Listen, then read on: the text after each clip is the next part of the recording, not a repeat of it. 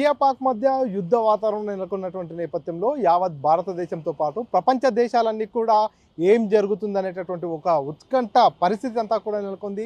India Pakistan మధ్య war ఎలా నడుస్తుంది, ఏం జరగబోతుంది అనేటటువంటి ఒక టెన్షన్ వాతావరణం పూర్తిగా ప్రపంచవ్యాప్తంగా నెలకొన్నటువంటి నేపథ్యంలో నిన్న ఇండియా పాక్ మధ్య కాల్పుల విరమణ కోసం కూడా అంతా కూడా ఒప్పందం చేసుకున్నటువంటి పరిస్థితి. ఈ నేపథ్యంలోనే పాకిస్తాన్ ఒక్కసారిగా కాల్పుల విరమణను ఉల్లంఘించినటువంటి పరిస్థితి. దీనిపై యావత్ భారతదేశమే కాకుండా అందరూ కూడా మండిపడుతున్నటువంటి పరిస్థితి. ఈ అంశంపై మాట్లాడదాం. మనతో పాటు స్థానికులు ఉన్నారు, వారితో మాట్లాడిద్దాం.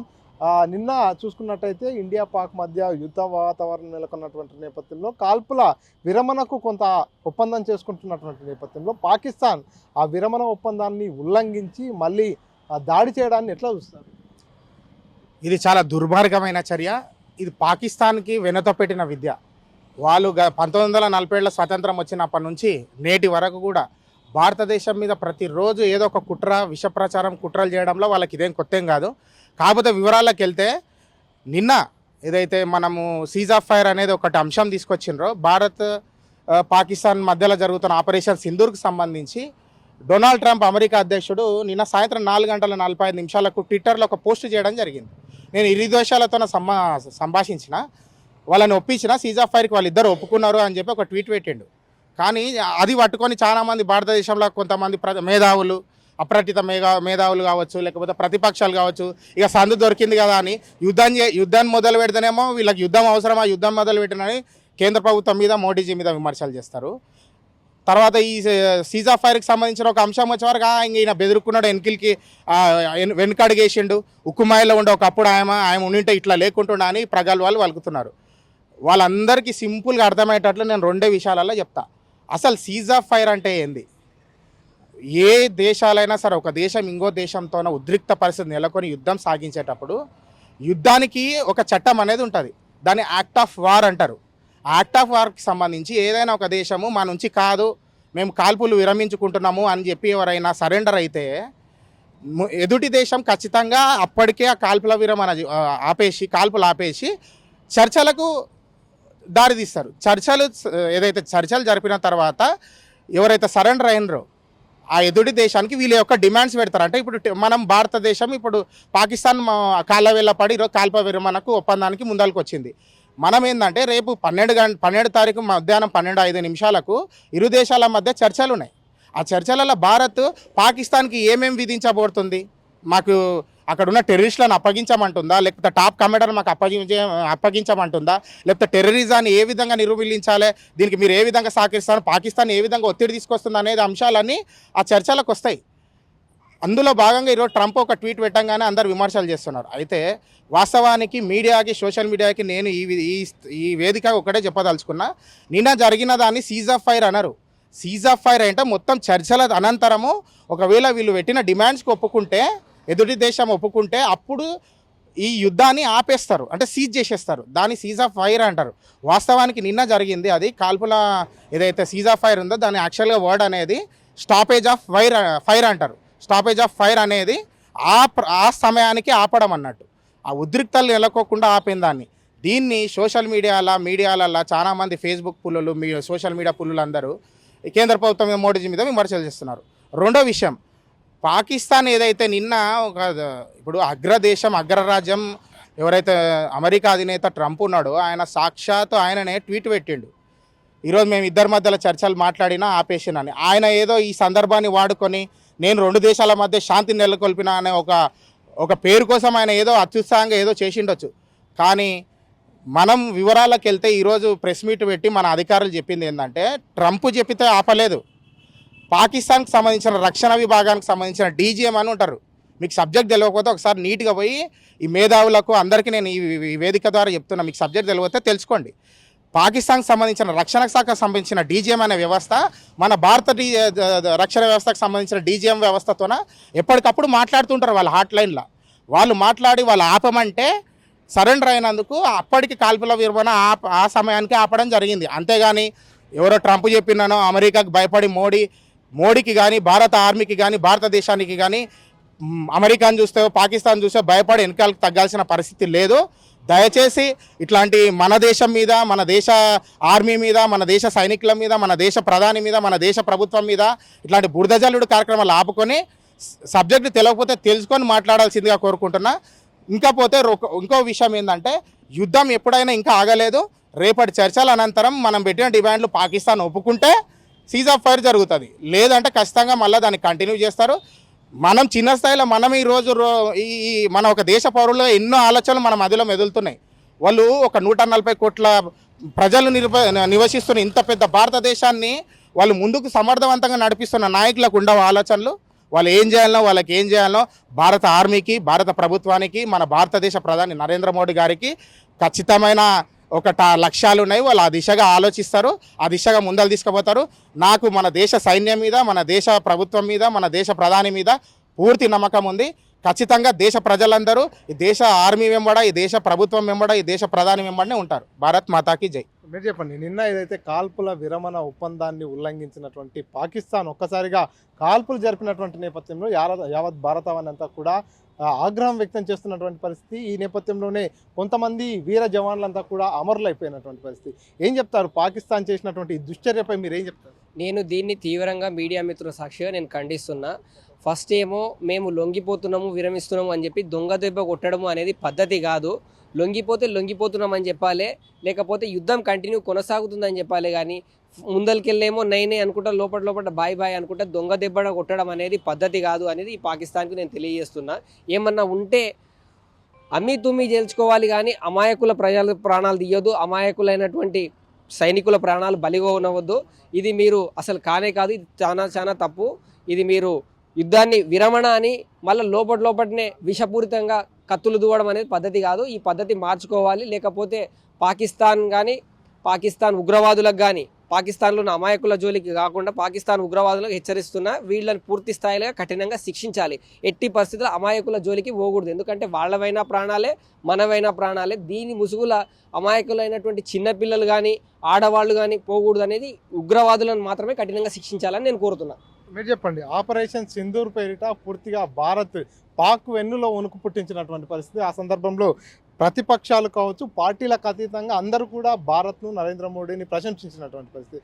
ఆ తర్వాత పాకిస్తాన్ కాల్పుల విరమణ ఒప్పందం చేసుకోవడం, దాన్ని ఉల్లంఘించడం, కొంతమంది జవాన్లను పొట్టన పెట్టుకున్నటువంటి ఘటనను చూసినటువంటి భారతీయులంతా కూడా పూర్తిగా ఆగ్రహంతో తిప్పికొట్టాలి, ఈ దుశ్చర్యని తిప్పికొట్టాలనేటటువంటి నినాదాన్ని వినిపిస్తున్నారు. మీరేం చెప్తారు? భారతదేశం ఈరోజు కాల్పుల ఏదైతే విరమణ అనేది చేసిందో దానికి సంబంధించి మనం ముందు ఆలోచించాలంటే, ఈ దేశానికి ఏ దేశమైనా అన్ననో లేకపోతే బాసో కాదు. ఈ దేశానికి ఏ దేశమైనా మిత్రులుగా ఉంటారు. అందులో ముఖ్యంగా భారతదేశానికి అమెరికా లాంటిది కేవలం మిత్రదేశమే, రష్యా కూడా మిత్రదేశమే, ఇజ్రాయెల్ అంటే ఏ దేశమైనా, ఏ దేశం ఏదైనా కానీ కేవలం మిత్రదేశాలు మాత్రమే. కానీ ఎవరు కూడా బాస్ కాదు. ఆ బాసులు చెప్పే మాటను పాటించాల్సిన అవసరం కూడా లేదు. కాకపోతే ముందుగానే భారత్, మనం ఇంతమూల గతంలో ఒకసారి ఇదే ఆర్టీ ద్వారా మనం మాట్లాడుకున్నప్పుడు ఏం చెప్పినామంటే, ఈ దేశం ముందుగా శాంతి కామిక దేశం.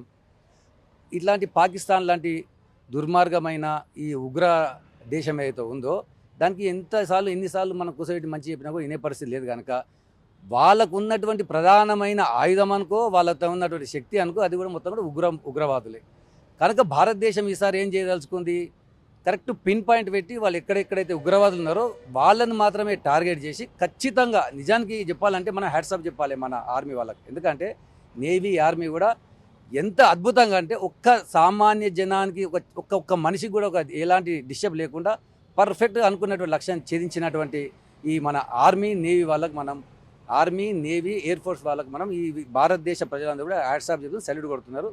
ఎందుకంటే ఈ యుద్ధం అనేది కేవలం అక్కడ ఉన్నటువంటి ఈ ఉగ్రవాదులపైన చేసినటువంటి యుద్ధం, ఆ పాకిస్తాన్లో ఉన్నటువంటి ప్రజల మీద చేసినటువంటి యుద్ధం కాదు మొదటిది. రెండో విషయం ఏంటంటే, ఆ పాకిస్తాన్ అనే దుర్మార్గమైనటువంటి దేశం ఎంత ఘోరమైన దేశం అంటే, ఆ దేశంలో ఆ దేశానికి సంబంధించినటువంటి ప్రభుత్వం ఒకవేళ కాల్పుల విరమణ చేసుకుంటే అక్కడ ఉన్నటువంటి ఈ ఆర్మీ వాళ్ళు మాత్రం దానికి ఒప్పుకోరు. ఆర్మీ అంటే ఈరోజు అంటే దౌర్భాగ్యం ఏంటంటే, ఈ ఉగ్రవాదులతో చర్చలు జరిపేటువంటి పరిస్థితి ఈరోజు పాకిస్తాన్ తీసుకొచ్చుకున్నది. రేపు రాబోయే రోజులలో ఖచ్చితంగా పాకిస్తానే దానికి మూల్యం చెల్లించుకుంటుంది. ఎందుకంటే మనం గతంలో చూసినాం, ఆర్మీ క్యాప్చర్ చేస్తుంది ప్రభుత్వాన్ని. అక్కడ ఉన్నటువంటిది ఆ దేశము. అసలు ఆ ప్రధానమంత్రిని కూడా క్యాప్చర్ చేసి వాళ్ళే ప్రధానమంత్రి అవుతారు, అయిన ప్రధానమంత్రిని చంపుతారు, అయిన ప్రధానమంత్రి జైలుకేస్తారు. అంటే ఇంత ఒక బట్టిబాజు దేశం ఈ ప్రపంచంలో ఏదంటే అది కేవలం పాకిస్తానే. కనుక అంటే మొన్న కూడా ఏమనుకున్నారంటే ఈ కల్లోలాలు తీసుకొచ్చి భారతదేశంలో ఉన్నటువంటి ముస్లింలకు, హిందువులకు, లేకుంటే ఈ ప్రభుత్వంలో అంతర్గతంగా ఒక రెచ్చగొట్టి చేద్దామనుకున్నారు. కానీ ఇక్కడ ఉన్నటువంటి భారతదేశంలో ఉన్న ప్రతి వ్యక్తి, ప్రతి మతం, ప్రతి కులం, ఎవరైనా సరే కూడా దేశానికి సంబంధించిన విషయాల్లో అందరూ ఏకతాటికి వస్తారని మనకు నిన్న మొన్న కూడా మనకు రుజువు అయిపోయింది. ఇక్కడ ఈ దేశానికి కేవలం ఇంటి లోపల మాత్రం గడప లోపలనే మాకు కులాలు ఉంటాయి, కానీ గడప దాడితే మాత్రం మాకు దేశం ఒకటే ఉంటుంది. దేశభక్తి గల దేశం ఈ ఉన్నటువంటి ఈ యువకులు ఉన్నారు. కనుక ఖచ్చితంగా పాకిస్తాన్ ఏదైతే చేసినటువంటి చర్యలకు ఖచ్చితంగా మూల్యం చెల్లించుకుంటుంది. ఒకవేళ ఇప్పుడు కాల్పుల విరమణ చేసి మనం చూస్తూ ఉన్నాం, ఎంత బాధ అనిపిస్తుంది అంటే ఆ ఊర్ల మీద పడి దాడి చేస్తున్నారు, అడ్డమైన సెల్స్ని తీసుకొచ్చి వేసేస్తున్నారు, ఇంకా ఇండ్లపైన దాడి, వాహనాలపైన దాడి ఇంకా చేస్తున్నారు. అంటే ఇవన్నీ రెచ్చగొట్టే చర్య. కనుక ప్రపంచ దేశాలు కూడా మనం అనుకుంటున్నాం ఏ దేశం కూడా అంత ఈజీ గేమ్లు అన్ని దేశాలు చూస్తూ ఉంటాయి. ఒకవేళ భారతదేశం ఇక దాన్ని తట్టుకునే పరిస్థితి లేదు. ఇప్పటికైతే వాస్తవం కూడా మన దేశ ప్రభుత్వం కూడా ఇంత స్టెప్ తీసుకుంది గతంలో, కానీ ఈసారి చాలా మన 71 తర్వాత ఇంత ఏమంటారు ఒక ఉద్యమం లాగా తీసుకుపోతున్న పరిస్థితి ఉంది. కనుక ఊకునే పరిస్థితి లేదనిపిస్తుంది. ఇట్లే రెచ్చగొడితే మాత్రం ఖచ్చితంగా దానికి జవాబు చెప్తుంది. ఇంకా వాళ్ళు ఏమంటారు అంటే మనం నిన్న చూసినాం మాత్రం అణ్వాయుధాలు ఉన్నాయి అంటున్నారు. కనుక ఈ దేశంలో ఉన్నటువంటి రాజ్నాథ్ సింగ్ గారు కూడా చెప్పారు. వారు ఏం చెప్పినంటే మేము కూడా ఏం ప్రోటోకాల్ ఏం పాటించాము, ఒకవేళ ఈ యుద్ధం అనేది జరిగినప్పుడు మేము లాస్ట్కి అణ్వాయుధాలు మేము కూడా ప్రయోగించాం లాస్ట్ వరకు ప్రయోగించాం అనేటువంటి ప్రోటోకాల్ ఏం చెప్పలేము ఎప్పుడైనా అన్నారు. కనుక ఆ దేశంకు భయపెట్టి చూస్తున్నారు, యాక్షన్ చేసిండ్రు. ముందుగా ఈ భారతదేశంలో ఉన్నటువంటి ప్రతి ఆర్మీ సైనికులకు సల్యూట్ చెప్తూ అందరం కూడా ఏకతాటిపైకి ఉంటాం. యుద్ధం వస్తే ఖచ్చితంగా ఈ దేశం అంతా కూడా ఒకటే ఉంటుంది. మీరు చెప్పండి, ఇప్పుడు ఏదైతే పాకిస్తాన్ కాల్పుల విరమణ ఒప్పందం అంటూనే పూర్తిగా కాల్పుల విరమణ ఒప్పందాన్ని కాలద్రాస్తూ కూడా కాల్పులు జరపడం, అమాయకమైనటువంటి వ్యక్తులను ఇప్పటికే 20 మందిని ఉగ్రవాదులు పొట్టన పెట్టుకున్నటువంటి ఘటన నుంచి కూడా చూసాం. ఇప్పుడు మరోసారి దొంగ దెబ్బ తీసేందుకు పాక్ చేస్తున్నటువంటి ఈ దుశ్చర్యపై మీరేం చెప్తారు? ఇప్పుడు పూర్తిగా ఇండియా పాకిస్తాన్ మధ్య యుద్ధ వాతావరణం కూడా నెలకొన్నటువంటి నేపథ్యంలో ఈ సమయంలో ఇండియన్ గవర్నమెంట్ ఎలాంటి స్టెప్ తీసుకుంటే బాగుంటుంది? ఇప్పుడు మనం గతంలో మాట్లాడుకున్న పరిస్థితి ఏంటంటే, మన దేశంలో మన ప్రజలు స్వేచ్ఛగా ఉన్న సందర్భంలో పక్క దేశం నుంచి వచ్చిన ఉగ్రవాదులు మన దేశ ప్రజలపైన కాల్పులు, అంటే నిరాయుధులైనటువంటి ప్రజలపైన కాల్పులు జరిపితే యావత్ దేశం అంతా కూడా ముక్కుమ్మడిగా ఉగ్రవాదాన్ని అణిచివేయాలి పెకటివేళ్లతోటి అని చెప్పి దేశమంతా ఒకవైపు నిలబడి మోడీ గారికి సపోర్ట్ చేసింది. కానీ ఈరోజు దురదృష్టకరం ఏంటంటే, మోడీ గారు ట్రంప్ చెప్పిండ్రో ఇంకోరు చెప్పిండ్రో అని ఈ యుద్ధ వాతావరణాన్ని వెనక్కి తీసుకోవడం, కాల్పులు విరమణ చేసుకోవడం కరెక్ట్ కాదనుకుంటున్నాను. ఎందుకంటే వాళ్ళే కాలబేరానికి వచ్చి కాల్పుల విరమణ తర్వాత కూడా సామాన్య ప్రజలపైన మళ్ళీ డ్రోన్లు ప్రయోగించి మళ్ళీ ఏదైతే నిబంధనలు ఉన్నాయో ఆ నిబంధనలు ఉల్లంఘించి మళ్ళీ సామాన్య ప్రజలపైన దాడులు చేస్తూ ఉన్నారు. ఎంత దుర్మార్గం అంటే, పాకిస్తాన్ అనేది ఉగ్రవాద దేశం అనేది మనం ప్రత్యేకంగా చెప్పనవసరం లేదు, యావత్ ప్రపంచానికే తెలుసు. వాళ్ళు చెప్పిన ఏ ఒక్క మాట మీద నిలబడే మనుషులు కాదు, వాళ్ళు రాక్షసులు. మనుషులు అనేది పదమే వాళ్ళకి కరెక్ట్ కాదు. ఉగ్రవాదం అంటేనే రాక్షసులు, ఆ పాకిస్తాన్ అంటేనే రాక్షసులు. అక్కడ ప్రజలు మరి ఆ ఆర్మీకి ఎట్లా సపోర్ట్ చేస్తారు, ఆ ఉగ్రవాదాన్ని ఎట్లా సపోర్ట్ చేస్తారు? ఈరోజు భారతదేశంలో ఉన్న ప్రజలపైన దాడులు జరుగుతున్నాయి, కానీ రేపు అదే ఉగ్రవాదులు అక్కడి ప్రజలు ప్రభుత్వానికి ఎదురు తిరిగితే అదే ఉగ్రవాదులు అదే దేశ ప్రజలపైన కూడా కాల్పులు జరిపే సందర్భం మనం భవిష్యత్తులో చూడవచ్చు. కాబట్టి మోడీ గారు ఇప్పుడు వెనక్కి తగ్గడం కరెక్ట్ కాదు. యావత్ దేశ ప్రజలందరూ కూడా ఆయన వెంబడి ఉన్న సందర్భంలో ఒకేసారి రగులుతున్న మంటలో నీళ్లు పోసినట్టు ఒక్కసారి చిటికేస్తే దేశమే కొలాప్స్ అయిపోయేది. పాకిస్తాన్ అనేది ప్రపంచ పటంలో లేకుండా పోయేది. ఉగ్రవాదాన్ని మరి కాల్పుల విరమణ అన్నప్పుడు మరి ఉగ్రవాదానికి మేము కూడా వ్యతిరేకంగానే ఉండం. మేము కూడా ఎక్కడ ఉగ్రవాదులు ఉన్నా కూడా వాళ్ళ మీద మేము కూడా దాడులు చేస్తాం.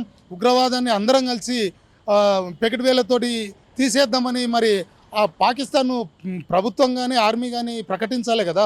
అది చేయకుండా ఆ ఉగ్రవాదుల్ని కాపాడుకుంటూ మన దేశ ప్రజలపైన ఇంకా దాడులు చేయడం, మన ప్రభుత్వం మన మోడీ గారేమో వెనక్కి తగ్గడం ఇది సమంజసం కాదు.